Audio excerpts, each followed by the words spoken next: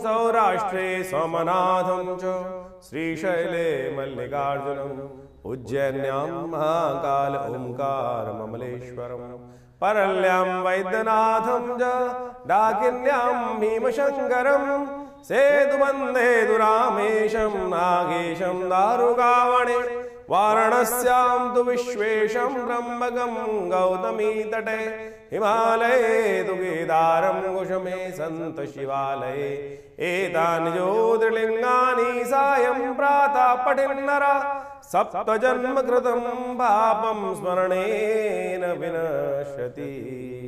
तो वृषभ राशि वालों, 7 तारीख का दिन ग्रह नक्षत्र दिखाई दे रहे हैं आपके लिए। शुक्रवार का अवसर, अष्टमी तिथि और इस दिन होलाष्टक आरंभ हो रहे हैं। ग्रह भी परिवर्तन की तरफ जा रहे हैं और ये परिवर्तन आपके लिए मंगल के साथ चंद्रमा विराजमान होकर ये आपके लिए कल्याणकारी योग बनेगा।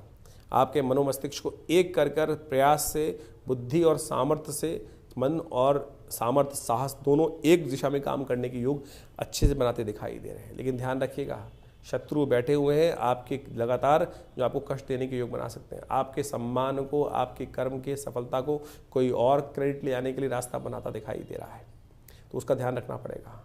होलाष्टक भी आरंभ हो गए हैं और होलाष्टक में क्या होता है, कई बार नेगेटिव एनर्जी बहुत परेशान कर देती है। वृषभ राशि वालों को खास तौर पे ऐसे में ध्यान रखना चाहिए कि अपने कष्टों को दूर करने के लिए होलाष्टक से पूरे साल के लिए अपने परिवार को बचाने का प्रयास करना चाहिए। नज़र, बला इत्यादि, नेगेटिव एनर्जी इत्यादि हमेशा कहीं ना कहीं से घेर घोट कर हमारे कार्यों में कहीं ना कहीं विघ्न उपस्थित करने का प्रयास करते हैं और बहुत सारे लोग अपनी नज़र से बचने के लिए अनेक अनेक उपाय शास्त्र में विद्यमान है।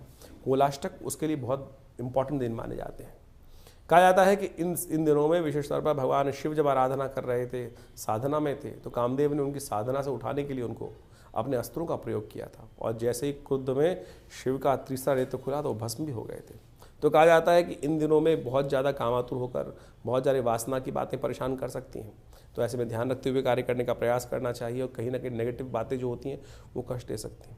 तो शास्त्र में बताया गया है कि होलाष्टक के दिन से अपने घर के या व्यवसाय के बंधनवार बांधने का प्रयास करना चाहिए।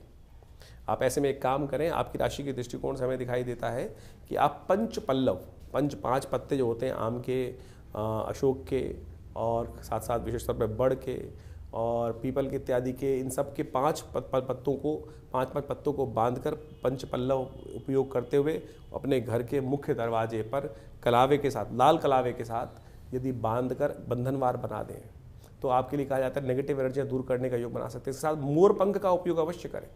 उस बंधनवार में मोर पंख को साथ में लगा देने से कहा जाता है, जैसे भगवान श्री कृष्ण के सिर पर मोर पंख विराजमान होता है ना, वो क्या होता है, उनको नज़र, भगवान को नज़र बहुत लगती थी और उससे बचने के लिए ही वो मोर पंख सिर पर धारण करते थे। तो ये आपकी बहुत सुंदर हेल्प करेगा, घर के नेगेटिव एनर्जी को प्रवेश नहीं करने देगा, व्यवसाय स्थल में नेगेटिव एनर्जी को प्रवेश नहीं करने देगा। तो इसका उपयोग आप करने का प्रयास कीजिए। देखिए आपके कष्टों को दूर करने के लिए ये होलाष्टक में पूरे वर्ष के लिए आपके लिए कल्याणकारी योग बना के दिखाई देगा। फागुन मास में होलाष्टक भी आते हैं। वो होलाष्टक बहुत महत्वपूर्ण दिन माने गए हैं। यदि फागुन के अनुसार से आप समझें, शास्त्र की विधि के अनुसार से, शास्त्र में कथाओं के अनुसार से, तो इन होलाष्टकों में कोई शुभ कार्य निषेध कहे गए हैं। उसकी 2 कथाएं शास्त्र में बहुत प्रचलित हैं। एक कथा तो ये है कि जब भगवान का जो शंकर थे वो साधना में थे और कामदेव ने उनकी साधना को भंग करने के लिए कामस्त्र का प्रयोग किया था, तो उस समय में भगवान ने कामदेव को भस्म कर दिया था।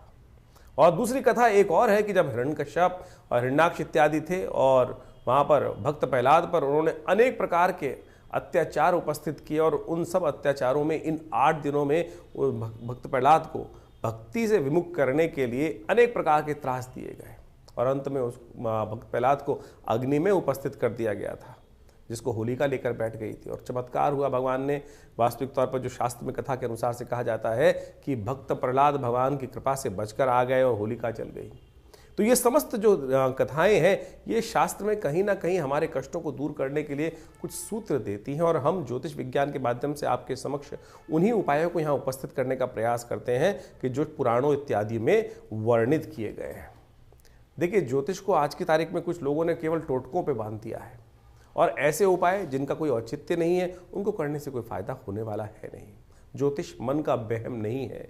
ज्योतिष कोई ऐसा प्लेसिबो नहीं है कि जिसको कह देते हैं कि का शायद कर लो, नहीं। ज्योतिष में जो प्रमाण हैं वो पुराण इत्यादि में बहुत सुंदर तरीके से वर्णित किए गए हैं। कलिकाल में ये हमारा इतिहास है, जो पुराण में कथाएं हैं ये हमारा इतिहास है, ये शास्त्रों में ऋषियों का अनुभव है जो उन्होंने उन कथाओं के माध्यम से वहाँ वर्णित किया है, और उसी के हिसाब से पंचांग का निर्माण किया जाता है, उन तिथियों का निर्माण किया जाता है, उन तिथि में जो उत्सव बताए जाते हैं वो सब के सब वहाँ वर्णित हैं। यदि शास्त्र के दृष्टिकोण से देखें तो इस फागुन मास के अंदर शुक्ल पक्ष के अंदर अनेक प्रकार के व्रत बताए गए हैं। पयोव्रत जिसका वर्णन हमने आपको किया, मधुक तृतीया इत्यादि का व्रत, और अविघ्नकर व्रत भी इसके अंदर आता है जो चतुर्थी को किया जाता है। कहा जाता है कि इस दिन यदि कोई व्यक्ति अपने कष्टों को निवारण करने के लिए, जीवन में हम कार्य करते हैं, विभिन्न प्रकार के कष्ट आते हैं, विभिन्न प्रकार के विघ्न उपस्थित हो जाते हैं, ऐसे में श्री गणेश की सुंदर उपासना करने के उपरांत यदि तिल के जो तिल से भरे हुए यदि कहा जाता है कि मटकों को 5 मटकों को लेकर 4 मटकों को लेकर गरीब ब्राह्मणों को दान कर दिया जाए, गरीब लोगों को दान कर दिया जाए, तिल के तेल का दान कर दिया जाए, तो अनेक प्रकार के कष्टों से निवारण करने का योग बन जाता है। मनोरथ चतुर्थी भी इसी मास में पड़ती है, और कहा जाता है फागुन शुक्ल पक्ष चतुर्थी के दिन स्वर्ण से निर्मित गणेश जी की यदि सुंदर मूर्ति का व्रत कर उनका पूजन किया जाए तो भगवान गणेश समस्त विघ्नों को दूर करने के युक्त है, मनोरथ सिद्धि के योग बन जाते हैं। इसके साथ साथ अर्कपुट सप्तमी का योग भी शास्त्र के अनुसार से बताया गया है। अर्कपुट सप्तमी के दिन कहा जाता है कि स्नान के पश्चात भगवान सूर्य का सुंदर रूप से ध्यान कर उनको अर्घ इत्यादि देकर और व्रत कर या अगर एक दिन पहले व्रत कर यदि भगवान सूर्य को अर्घ दें तो सूर्य संबंधित समस्त समस्याओं को दूर करने के अनेक रास्ते आपके जीवन में बन जाते हैं। सूर्य कीर्ति के मालिक हैं, और हर महीने सूर्य की संक्रांति होती है, तो उन सब में यदि विधि विधान के अनुसार से हम समय समय पर आपको उपाय बताते हैं, उनको करेंगे तो बहुत सुंदर रूप से कष्टों को निवारण करने का योग आप अपना अवश्य बनता है। और इसी दिन को सप्तमी को कामदा सप्तमी के रूप में भी माना जाता है, और भविष्य पुराण के अनुसार से कहा जाता है कि फागुन शुक्ल पक्ष सप्तमी के दिन जो स्त्री पुरुष भगवान सूर्य का नमन करते हुए उनका व्रत कर और उनको अर्घ देते हैं, अहि सूर्य सहस्त्रांशु तेजो राशि जगत पदे अनुकंपाय मां भक्ता गणगणम दिवाकरम, इस प्रकार से भगवान सूर्य को जल देने से यदि आपको क्रोध की समस्या है, यदि आपके जीवन में कोई कष्ट चल रहा है, सूर्य आपको यश नहीं देने जा रहा है, या सूर्य आपके कमजोर अवस्था में बैठे हैं, या सूर्य पाप ग्रहों से युक्त होकर बैठ गए हैं, तो इस व्रत को करने से सूर्य को शक्ति प्राप्त हो जाती है। तो अवश्य इन समस्त शास्त्र वर्णित उपायों को करने का प्रयास करना चाहिए। और विभिन्न पुराणों इत्यादि में जिस प्रकार का वर्णन किया गया वो हम समय बताते हैं। और एक सबसे बड़ा त्यौहार और भी आता है, भगवान जिसको कहा जाता है कि अभी हमने होलाष्टक के बारे में आपको वर्णित किया ही किया है। उसके बाद पूर्णिमा के दिन चंद्रदेव का जन्मदिन माना जाता है। कहा जाता है कि चंद्र दोष जिनकी कुंडली में लगा हुआ हो या किमुद्रम योग कुंडली में लगा हुआ हो, तो इस दिन भगवान चंद्रदेव की सुंदर उपासना करने से अनेक कष्टों को दूर करने का योग बन जाता है। जो चंद्रव्रत का वर्णन होगा वो अगले एपिसोड में हम आपको बताने वाले हैं, जब बीच में जो वर्णन आएगा, क्योंकि इस दौरान जो ग्रहों का योग पड़ रहा है वो हमने आपके समक्ष उपस्थित किया। तो आपको इन सब चीज़ों को सत्य रूप में समझने का प्रयास करना चाहिए। ये हमने इस कार्यक्रम के माध्यम से जो भी चीज़ें पंचांग के अनुसार से आपके समक्ष रखने का प्रयास किया है। कई लोग तथाकथित तौर पर ये बात को भ्रांति समझते हैं कि भैया ये उपाय से कुछ नहीं होने वाला। अरे शास्त्र में जो उदाहरण है उनको करके उन्होंने जो कथाएं बताई गई हैं उन सबके जीवन में कष्ट को दूर करने का मार्ग बना के नहीं बना। आपका विश्वास चाहिए, आपकी श्रद्धा चाहिए, और श्रद्धा से कष्ट निवारण करने का योग अच्छा बन जाता है। एक बात और समझें, वास्तविक तौर पर ऐसा कोई भी कष्ट नहीं है जो आज आया है पहले ना आया हो। ये संसार अविरल क्रम से चलता आया है। तो जो उन सब योग, अगर आप वेद पुराण इत्यादि पढ़ें, अथर्ववेद को पढ़ने का प्रयास करें, तो वहां अनेक मनोकामनाओं की सिद्धि के लिए शास्त्र में अनेक उपाय बताए गए हैं। यजुर्वेद इत्यादि संहिता में तो अनेक प्रकार से इन सब चीजों का वर्णन किया गया है। अथर्ववेद के अंदर स्वास्थ्य संबंधी समस्याओं को ठीक करने के रास्ते मिलते हैं, तो यजुर्वेद के अंदर मनोकामनाओं की सिद्धि पूर्णित करने के लिए अनेक उपाय शास्त्र में वर्णित किए गए हैं, जैसे रुद्राष्टाध्यायी। रुद्राष्टाध्यायी के अंदर विभिन्न मंत्र हैं, विभिन्न मनोकामनाओं की पूर्ति के लिए भगवान शंकर से प्रार्थना की जाती है, और सत्य माने भगवान की प्रार्थना से वो समस्त कष्टों का निवारण करके योग बन भी जाते हैं। तो इसलिए अपने मन की शंकाओं को दूर करें। लोग होंगे बहुत सारे जो आपके मन में शंकाएं उत्पन्न करने का प्रयास करते हैं। बहुत सारे इस संसार में भांति भांति के लोग हैं, 5 उंगलियां बराबर नहीं होती। तो कोशिश ये करें कि संसार में जो आपको उत्साहित करने का प्रयास करें, सत्य मार्ग में डालने का प्रयास करें, उनका अनुसरण करने का प्रयास करें। एक पुरानी कहावत है उन लोगों के बीच में ना रहें जो आपको हतोत्साहित करते हों, जो आपके धर्म पे आक्षेप करने का प्रयास करते हों, जो आपको पदभ्रष्ट करने का प्रयास करते हों। सत्य राह पर चलने, धर्म का पालन करना शास्त्र का एक नियम है, और जो धर्म के साथ चलते हैं, धर्म के वर्णित नियमों के अनुसार से चलते हैं, धर्म में वर्णित परंपराओं का निर्वाह करते हैं, धर्म स्वयं उनकी रक्षा करता है।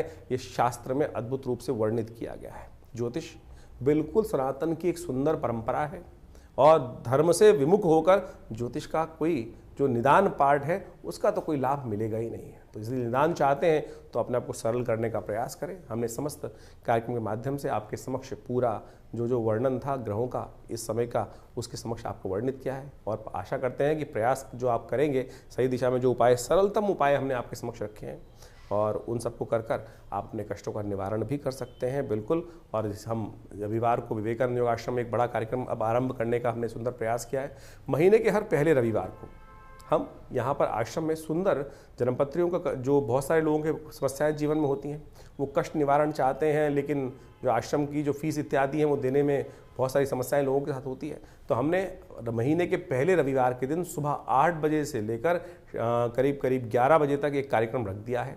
उसमें आप जो भी आना चाहें आश्रम पे आना पड़ेगा, फ़ोन पे बात नहीं हो पाएगी, और वहाँ आश्रम पर आकर अपने प्रश्नों का समाधान निःशुल्क रूप में जान सकते हैं। बिल्कुल कोई फीस नहीं रखी जाएगी रविवार वाले कार्यक्रम में। सुबह 8 बजे से लेकर पहले रविवार के दिन, हर महीने के पहले रविवार के दिन करीब सुबह 8 बजे से लेकर 11 बजे तक एक कार्यक्रम रहेगा। यज्ञ भी होगा उसमें अंदर, और आपके प्रश्नों का समाधान देने की सुंदर व्यवस्था आश्रम की तरफ से रख दी गई है। दिल्ली में विवेकानंद योगाश्रम जमुना पार्क लक्ष्मी नगर में स्थित है। फ़ोन नंबर्स आपके सामने स्क्रीन पर चल रहे हैं। आप जो भी अपनी प्रश्न हो उनको व्हाट्सएप के माध्यम से भी भेज सकते हैं, और पर्सनली रविवार के दिन आकर उनका निदान भी जान सकते हैं। धन्यवाद, नमस्कार।